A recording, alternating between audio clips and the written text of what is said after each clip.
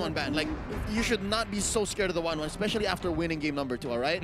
But now considering, I think Todakk is going to be playing off of the fact that, yeah, they only get one ban, they only get one pick after the phase has begun. But by opening up a few more heroes, like say maybe the Benedetta if they don't ban it here, or maybe the Farsa, or maybe the Jawhead even if DreamHack don't take it, then all the more. That's why they can afford the 1-1 early on. Exactly. It's a little bit more ideal here, but DreamHack still focusing on those priority picks here, getting rid of the Brody and the Esmeralda. Todakk now getting rid of the hyper-efficient, starting to get rid of the hyper-efficient kinds that go into towards the offlane, Yishin Shin, the Hajarr, as well as the Wan here. I was about to say Natalia, but DreamHack's banned it out as well, so that means Matilda up for grabs, Benedetta up for grabs as well. So Todakk, they're guessing first pick should never be the odd pick. Like, first pick should always be something that you're just going all in for. So again, you mentioned it already, Benedetta, Lapu-Lapu, since he is open, I'm guessing DreamHack should consider that here as well. Something for homies or for Nyx. Because a lot of these team fights, actually these teams are just super heavy on just kills, right? I think game 2 even, without a doubt, at least one of them hit the doubles. So looking at the draft, I think they want to invest strongly in mid, and of course something for the side. Yeah, one at least. One at least. It could be Lapu-Lapu Yuzong, either or. It's totally fine here.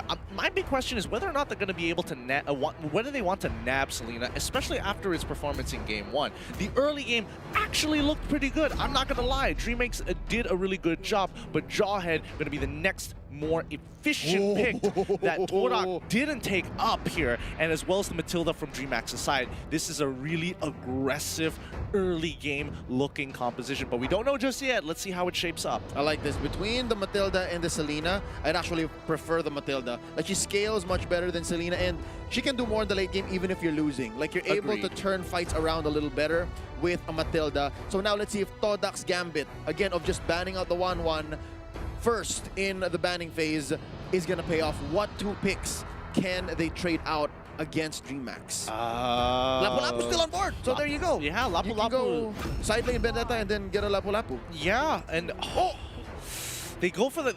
I mean, Todakk is reverting to a super safe, more comfort pick more than anything else, rather than actually looking for the priorities. Because I would have imagined that they wanted to lean a little bit more to getting the Tigreal, and then essentially locking in their support mid laner at that point of time. But now that they've short their core, now that they've short their tank as well, this is gonna be interesting because DreamHack, they have a couple of answers to some of them. Yeah, and if ever they have the answer, they have the last pick here, Gideon. And that being said, up next, it might be a Cabral focus pick, or if not Cabral, something for homies. So yeah, again, Yuzong still here, Lapu-Lapu still here, and instead they go for the Hayabusa.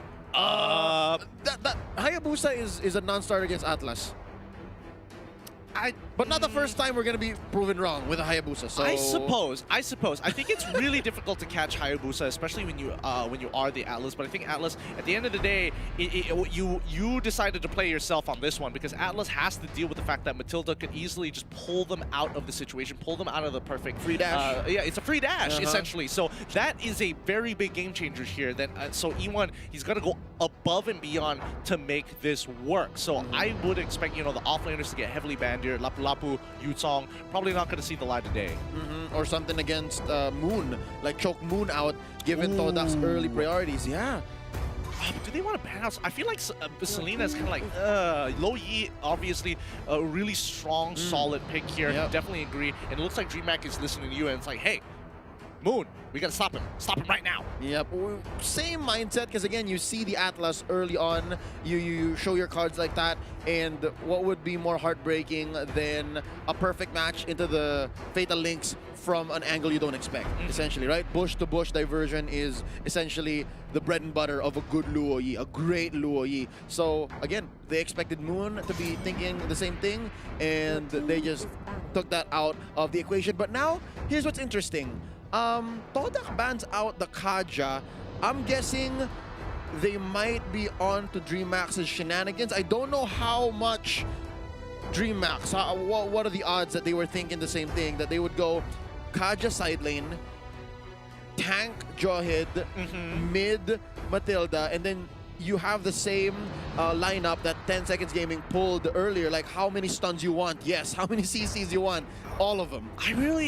Honestly, I really don't know. Because exactly. No, it's more of leaning towards no. It's too crazy. It's too out there. It's kind of nuts, and I feel like that hurts Todakk a lot more than it hurts DreamHack, because if they decided, you know what, I want to leave up, I want to leave the Kaja. Oh, you end up picking the Kaja. At this point, I might as well just pick the Diggy, because why not? I'm gonna have that early game. I'm going to be able to use that, use my ultimate to completely shut down all your hard CC, and it's not gonna matter at the end of the day. DreamHack, they get rid of the Chang'e. Yeah, they're absolutely chopping down onto Moon. They are forcing him to execute at the highest level with the Selena.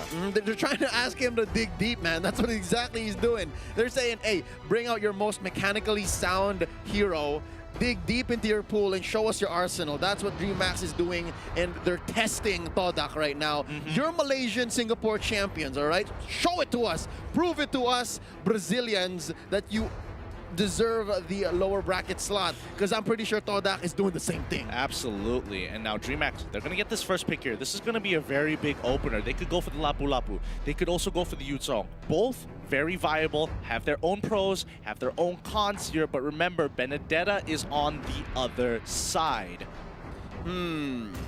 Now, one pick. Hold up! DreamHack, they pull the magic cylinder, reverse the situation, and say it's our turn.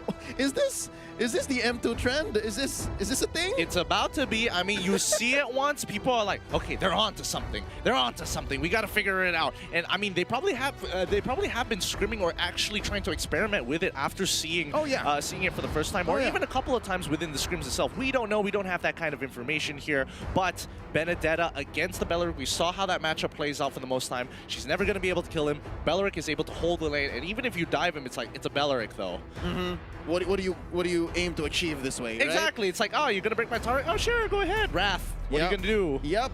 If anything, Belleric, Kaja, and Johnson. These are the heroes that have always been just bubbling up the surface. But right now, Todakk, they're saying you can choke my hero pool as much as you like, but y'all forgot. Veil is still on the board, as well as Ruby. Interesting. Again, a very wham, bam, 1, 2, 3 combo type lineup.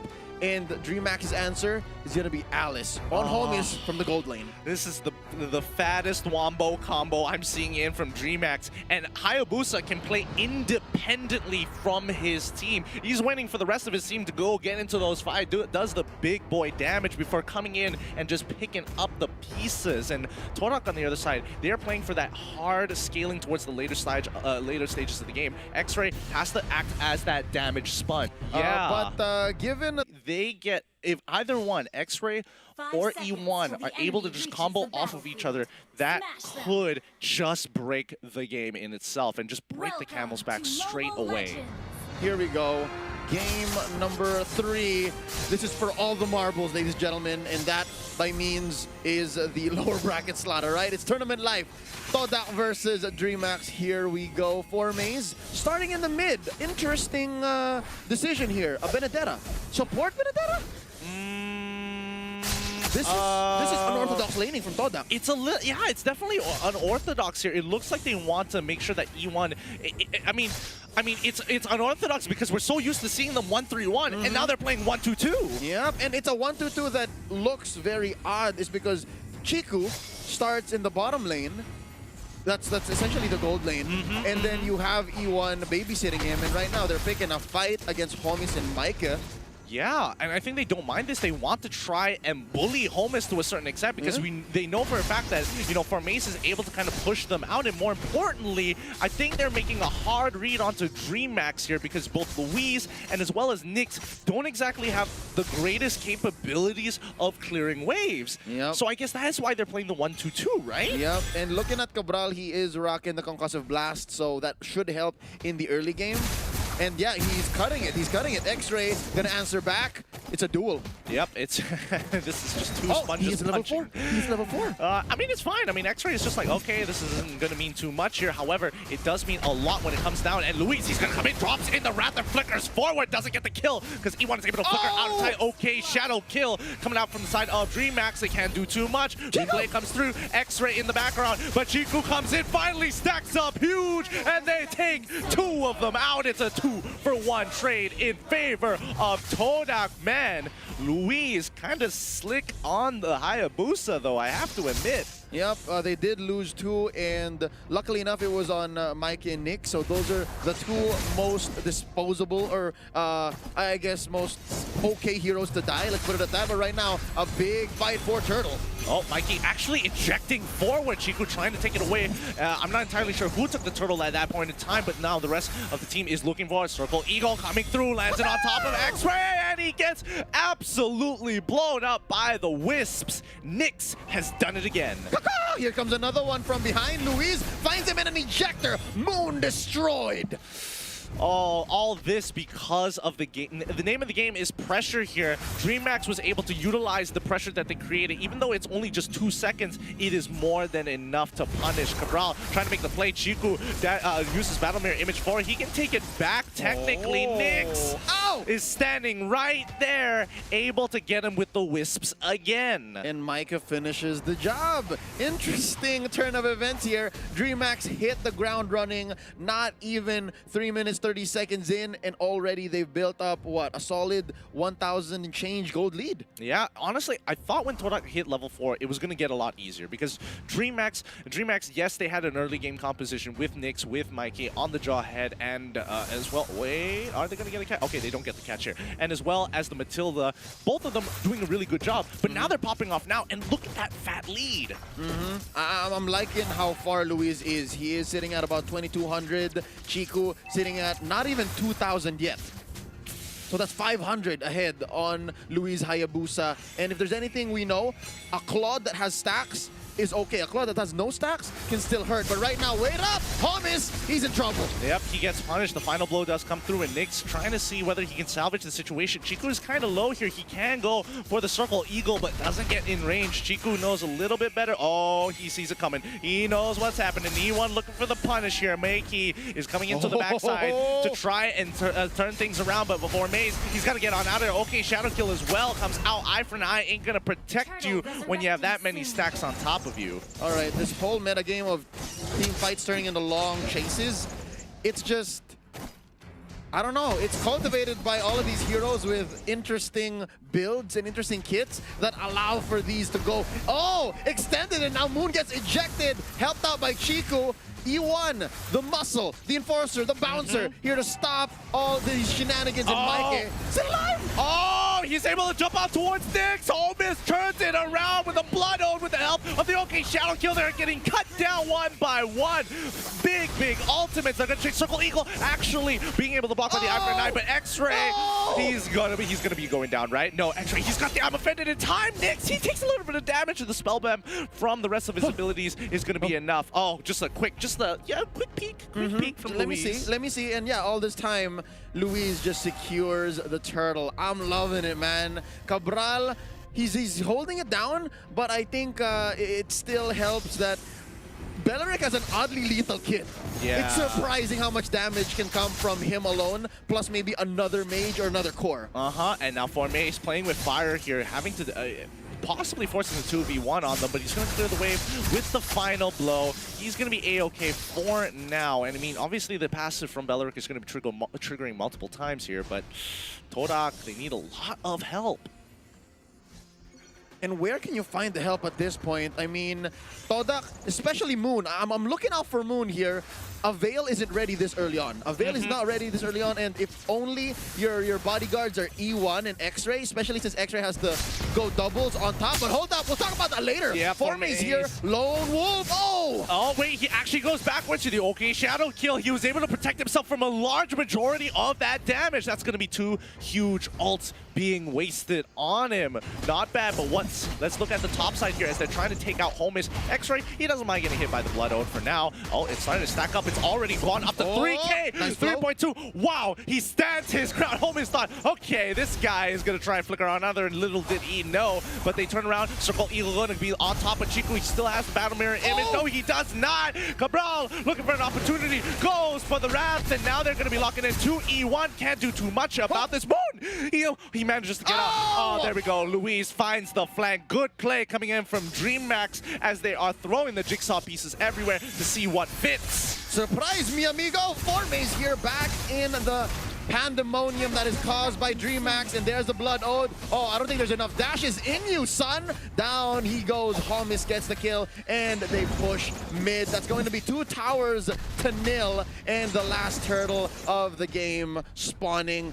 So far, so good here. 404, Luis, so smooth. No errors found here. This Hayabusa is flawless. Yeah, I mean, DreamMax, as of right now, they're playing a very chaotic style here, and I kind of like it because they are just making sure that Todakk, no matter what move that they are making, another person is just waiting in the flank, and another, just deeper and deeper into their jungle. And look at this. Luis going with a duel against X-Ray. There were a few minions there, hence sharing the Ogi Shadow kill. But right now, look at this. It's going to be unstoppable force on the Formays. Yep, really nicely done. He was able to use the Eye for an Eye to block a lot of that damage, but Turtle up for grabs, and DreamMax in prime position to do just that. Homus is going to cut the wave, is going to be blowing up the wave straight away, but are they going to force this fight? Chiku looking like he's thinking about it for sure.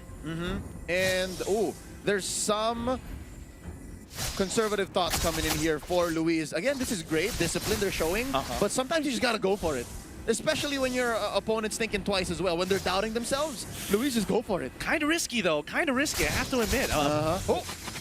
I mean, he's all right for now. It looks like DreamMax and Todakk are also like kind of playing with each other here because they know that one bad fight, DreamMax is going to lose their entire lead. Yep, all the more for Todakk since they know that all they need is a single good Fatal Link. But right now, Cabral pops the Wrath, and that's what they needed. They were buying time for the turtle. Yep, and I mean, they were able to do a pretty good job there. I mean, overall, good plays all around the board, but Todakk still are falling significantly behind here. Luis is doing a phenomenal job at just splitting up the map. E1 finding the first initial pick onto Meiki. He manages to get out perfect. That's this shoots the Alpha Fan against all 3, but the Blood Ode gets into the backline. They need to clean this up as soon as possible. Okay, Shadow Kill comes on out, 2 for 1 trade-off, and Todakk look to make a huge play. DreamMax says hello, Blood Ode still a problem.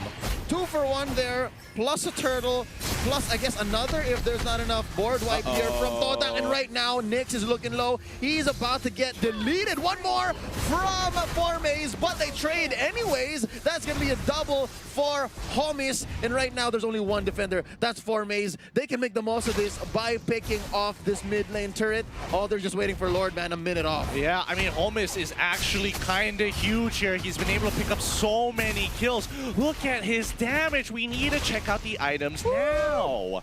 Mystery Shop obviously gonna increase the rate of how much he's farming, and yeah, that's definitely Talisman, Clock of Destiny, and of course the Lightning Truncheon. Oh my goodness. You would have think Luis would have like the most amount of gold, but check it. Homus actually the one actually competing with gold against him. Neck and neck.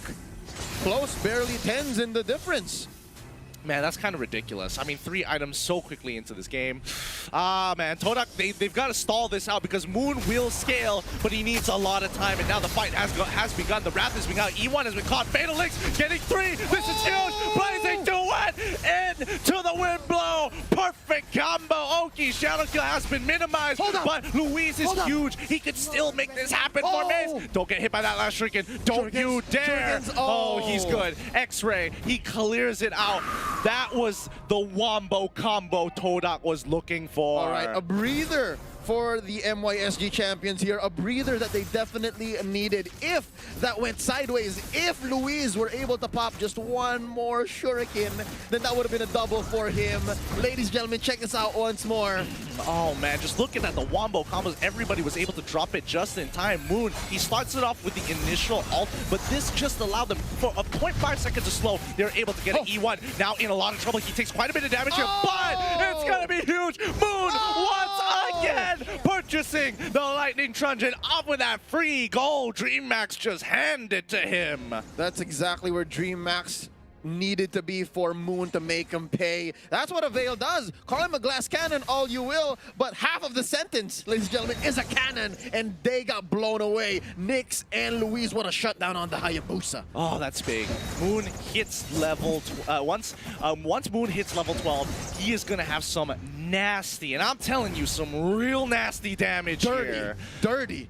Oh, somebody. I'm not going to say the phrase. I'm going to save it for later. Save it for later. Save it for later. Oh, boy. When Moon actually goes ahead and performs the deed, if you will. But I mean, to be fair, for all we know, Louise might be the one who makes this play, because again, it all comes down to whether or not Nyx can foreshadow when this wombo combo comes out. If anything, what Todakk has going for them right now, even if they are still down about 1,000, oh, nice flicker out by Mike, and that's a failed Fatal Links. This is the best time for DreamHack. Yeah, this is huge. This is huge. Did they know that the Fatal Links came out? Oh, yes, they do. The Unstoppable Force comes down. The wind blow actually coming to slow them down. And DreamHack, they're walking away thinking, okay, they don't have their ultimates anymore. We can start the Lord, bait out this fight. And Louise going in pretty hard here. The Island Fin is going to be going onto him, but unfortunately, it's not going to work. However, the flank angle, E1 looking for an opportunity. They know their cooldowns are going to come up soon. Maybe Meiki is going to be the first to fall. Chiku running out of that Blazing Duet. One key component down, but Homus gets on top of Formaze. This fight is so split. Nyx, he doesn't need to pull anybody back just yet, but they trade. They lose Meiki in the process, unfortunately.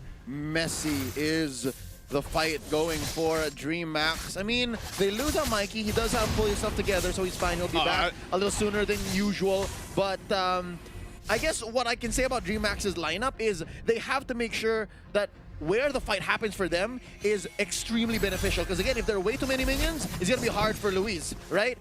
If Nyx doesn't allow the dashes to happen properly, like say there was a wall while you were moving, it wouldn't be free dashes anymore. So there's so many factors that DreamHack is holding on to. But for Todakk, all they need is one big Fatal Links, and they're good to go. Yeah, and that Fatal Links is going to be super, super important here. And I think it all comes down to Todakk just playing around those ultimates. If they don't get those ultimates, it's like, all right, I'm just going to back away. It's not like my auto attacks are going to make too much of a difference unless your name is Chiku, but DreamHack patiently waiting for the opportunity to catch them off guard. Chiku even purchasing an Athena shield to make sure Nyx and Homus can't just one-shot him out of nowhere. Homus, the big contender, and he even buys a blade armor just to say, nah, it's either you or me, buddy. I like it. So yeah, Homus and Chiku here, revving up for the upcoming and inevitable duel. I would do the same personally if I were in their situation. And right now, because of the recent developments, it's actually now Todakk with a very small lead, about 100 gold.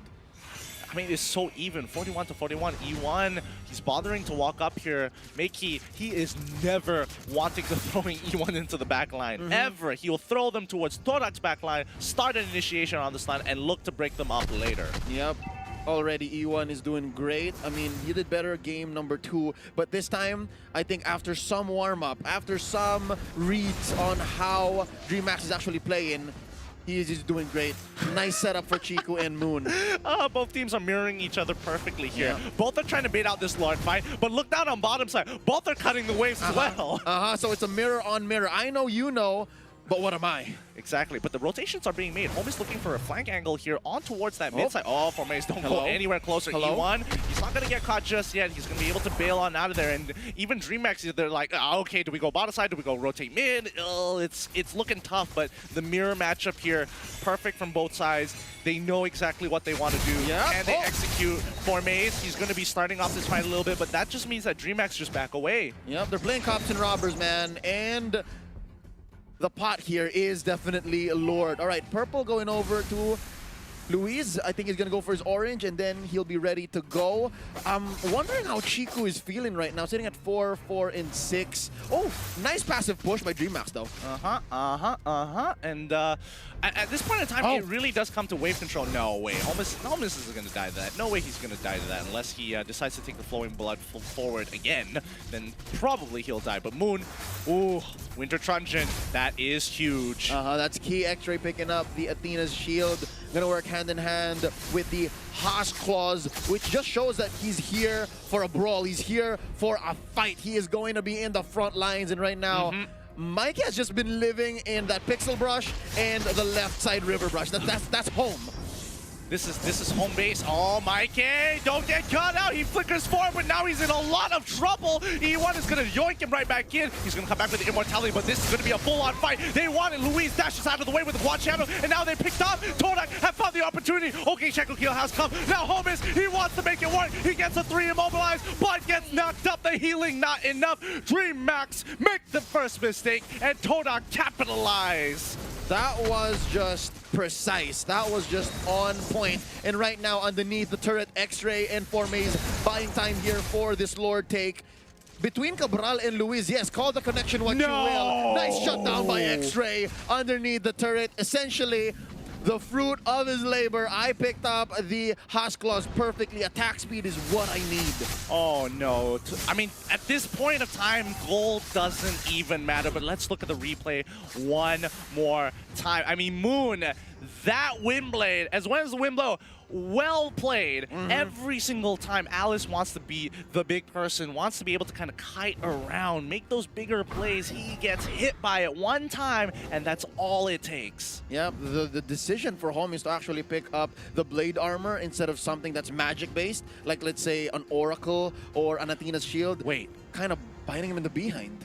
Does he have a Winter Truncheon? Can we check the items real quick to see if Holmes actually has that Winter Truncheon? Gonna be key, and the answer is yes. Oh, thank goodness. Thank goodness. But he juggled already. Yeah. He's already sold the blade armor. He knew it's a problem, and now Makey gonna get mega killed here by Moon, who has scaled to maximum potential. And now Holmes, even though he infinitely scales, Moon has the burst damage as they look to try and break into the inhibitor turrets. Luis on the top side here, mid in trouble. Final blow, and Holmes to say hello to the back line. He's trying to get hit, but he gets hit by both Blade Blow and Windblade here. Okay, Shadow Kill as well. Getting chucked. The Bloodhound hasn't stopped. Holmes runs out of mana. He's moving away, but Chiku, he's on the run. He takes the Blazing away. The Battle Mirror image. Luis, he's in trouble. Chiku, he's got the buff. He's got him covered. Moon, once again, catching him off. That's going to be 2 for nothing, and they don't break a single inhibitor turret. DreamHack, even if they're not winning the fights, they are cutting those waves. Mission accomplished for DreamHack. They're alive,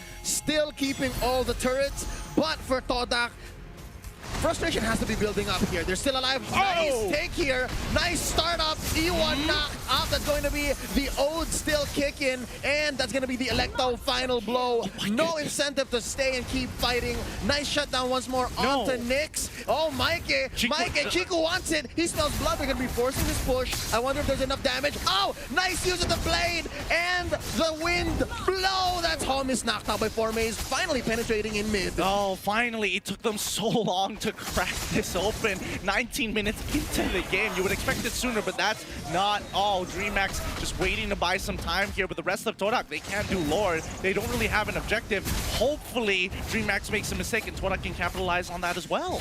Already, I think DreamHack is in a position wherein they can't afford any mistakes. They have been losing team fight on team fight, despite trying their best, and that's going to be the Ogi Shadow Kill. But for what? Not much. That's going to be an immortality pop, and they're back. Oh, they're going to go for the neck. They're going to try to end right here, and that's going to be it, ladies and gentlemen. Todakk secure their playoff spot.